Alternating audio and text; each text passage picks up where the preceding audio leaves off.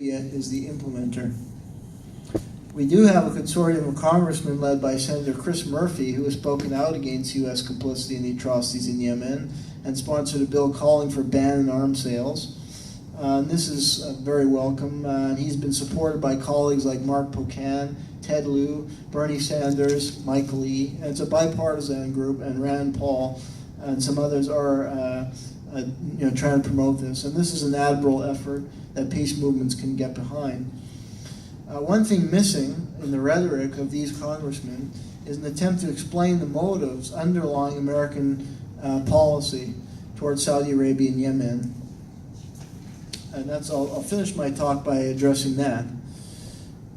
We have to ask, why would the U.S. do this? There of course is the domestic economic reasons, the influence of the military-industrial complex, and that is a big factor. The U.S. also is deeply committed to the House of Saud because it has provided Saudi Arabia is a hedge against Iran, so there's a geopolitical motive in building up the Saudis. As in the Cold War, Saudi Arabia was a hedge against the Egyptians and Nasser, who wanted to nationalize, assert Arab control over the oil, which the United States didn't want. Now Iran is a great threat. Saudi Arabia has also provided the U.S. access to cheap oil over the years and served as a U.S. surrogate in the Middle East almost as much as Israel. Yemen, and also there was a deal starting in the 70s where the Saudis would trade their oil in U.S. dollars. That was part of the agreement. So that is beneficial for the U.S. economy and for the U.S. Global designs. Yemen also has provided port facilities for the launching of military operations, like the Operation Restore Hope in Somalia and cooperating in the war against Al-Qaeda.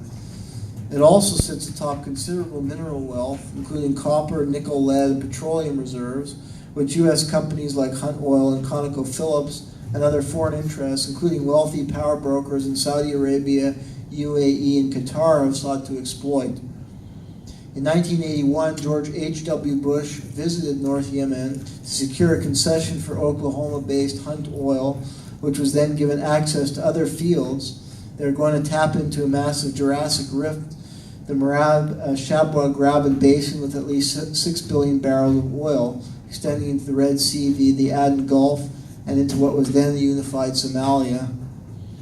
Issa Bloomy, in his study, wrote that oil companies discovered benefits with Somalia, which imploded following the 1993 Black Hawk Down operation, to not having to pay taxes to a government, but rather a flat lump sum to those who provide security to infrastructure, which is a far more profitable way of exploiting oil.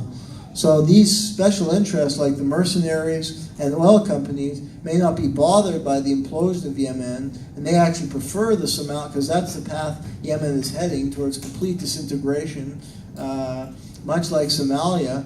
But certain oil companies, that doesn't bother them. They actually they can get around dealing with governments.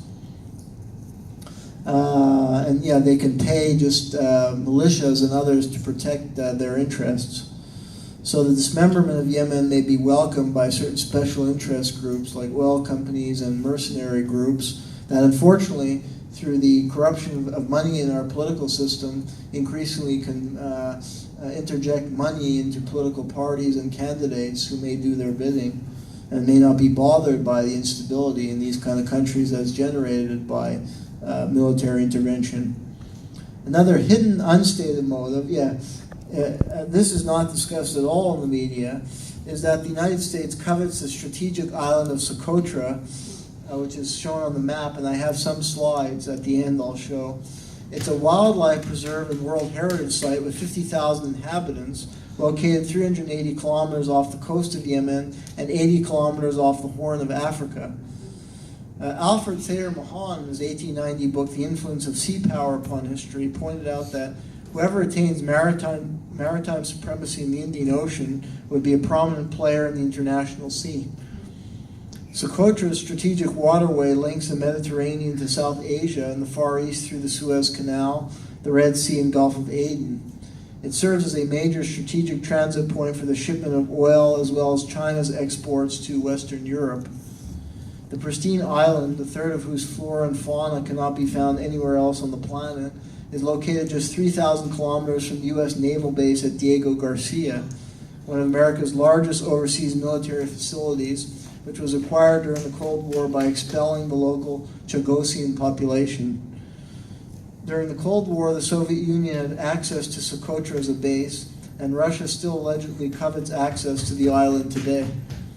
The United States has had its eye on it since the end of the Cold War, choosing it in 1999 as a site to build a signals intelligence system. In 2010, David Petraeus, head of the U.S. Central Command, held a secret meeting with then Yemeni President Saleh, in which Saleh allegedly allowed the U.S. to set up a military base on Socotra from which to launch seaborne missiles and possibly drone strikes to counter pirates and al-Qaeda. The U.S. in turn agreed to double security assistance to Saleh to over $150 million. This new agreement helped weaken Russian overtures to the Yemeni government. So it's kind of a new great game that's still playing out all these years. Since that time, a new civilian airport has been built on Socotra in accordance with U.S. military specifications. In February 2016, Press TV, so you have to look to international coverage, and Press TV would obviously be more biased to Iran, but still facts are facts. They reported that, I think factually, that acting Yemeni President Hadi, after passing a decree rewriting Yemen's international boundaries, leased Socotra to the United Arab Emirates for 99 years. The UAE in turn installed a pliable governor, and it has been corroborated by some other sources as well. The UAE installed a pliable governor with whom it could negotiate independently, and has since begun to use the island for military training. Its increasing military presence is thought to represent a foothold for the United States, an island located at a crossroads of world trade. The U.S. has close ties, as we've discussed, with the UAE, and Eric Prince, the former chief executive of Blackwater, and signed a deal to train UAE security forces, possibly as a wedge for gaining influence on Socotra. Because we know Prince and Blackwater have maybe CIA or tied to the CIA, and they don't just sign deals with governments usually independently. There's some vested U.S. interest and CIA hand in that deal with the UAE, and the underlying motive may be the control of Socotra and UAE as the wedge. The New York Times claimed that the Obama administration supported the war in Yemen because it needed Saudi support for nuclear deal negotiations with Iran, which may be true. It also reported that the U.S. has kept warships in the region to guard a sea lane through which 4 million barrels of oil pass each day. While never mentioning Socotra directly, in effect the Times acknowledged this hidden underlying motive for U.S. engagement in a terrible conflict which has begun to arouse the world's moral indignation. I want to end with the testimony of a woman who lives in Sana'a that epitomizes the resiliency of the Yemeni people in the face of war and hardship. In November 2015, Sirius Hartkorn posted to Facebook, I'll end with her post, Sana'a has been my home for almost 5 years, and during these years, the security situation, the public services, the economy, the infrastructure, and almost everything else has deteriorated and is now at a point where most other cities would have collapsed.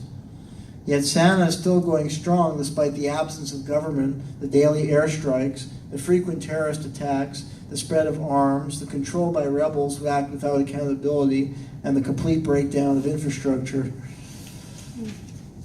Sana'a hasn't even a glimpse of electricity since August.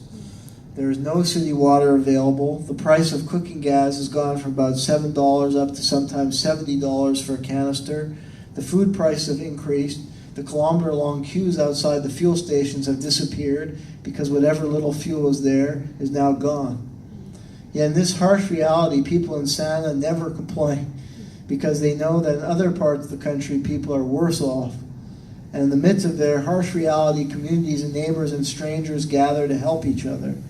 People with money buy water tanks and put in the streets so that people with less money in the neighborhood can collect water in jerry cans. Each neighborhood coordinates cooking, gas distribution, and on every street corner, a guy sitting in the back of his truck sells smuggled red petrol in jerry cans. The craters after airstrikes in the road are being filled up with garbage and become a little bump in the road. The supermarket shelves are filled with Saudi products being smuggled over the border, breaking the import blockade. Meanwhile, shops cover their broken glass facades in plastic and turn on the solar when a customer enters. The entire city runs on solar energy, and people charge their batteries, including truck batteries, at neighbors' houses or the local solar power. The dark lights, meanwhile, are lit up with stars so bright that you would think you were in the middle of the desert at night. Santa's a tough old lady who keeps going on, despite whatever hardship comes her way. And it's a city you can't help love. There are 24 million reasons why this war will never destroy the Yemen spirit. Thank you.